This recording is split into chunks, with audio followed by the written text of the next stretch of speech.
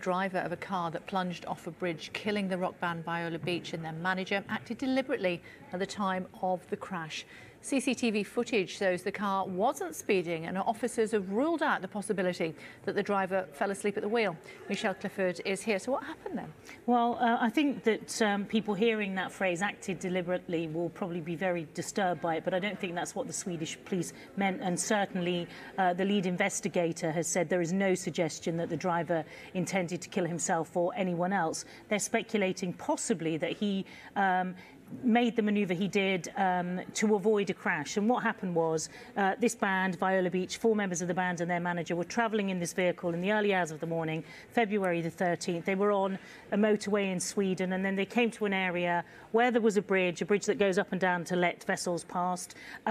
Other vehicles were stationary there. There were barriers there. But as this vehicle approached, and the police have seen CCTV footage, and a Swedish newspaper, Aftonbladet, has done a reconstruction based on this, which we've managed to have a look at. And what you see is this vehicle approaching the stationary vehicles. There are 2 lorries on the right. There are 2 stationary cars in the lane that they're in. They go in behind those lorries. But then what the police are talking about, I think, in terms of deliberate, is the next manoeuvre that the car makes. And the car pulls out to the left, then goes forward, and then brakes, but then accelerates, and at that moment is going through the crash barriers. And the police are speculating that potentially he didn't see the crash barriers. He'd gone in behind the cars, pulled out, and then went ahead. It was too late to stop, maybe accelerated to avoid a crash. Unfortunately, they went through the crash barriers.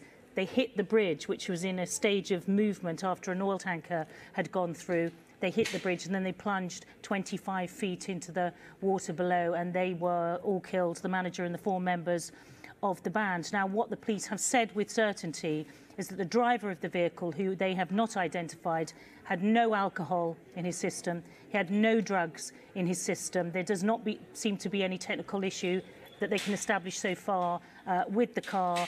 The warnings seem to have been operating absolutely as they should have been.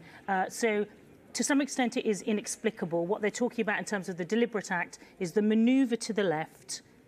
And then after that, they're speculating that potentially he didn't see the crash barrier, and that would account for this peculiar movement of going forward, braking, and then accelerating. It obviously had tragic consequences, but the lead investigator has said, whilst the manoeuvre was deliberate, there was no intention to kill, and that will be, I guess, of some comfort. Thoughts with the family. Thank you very much.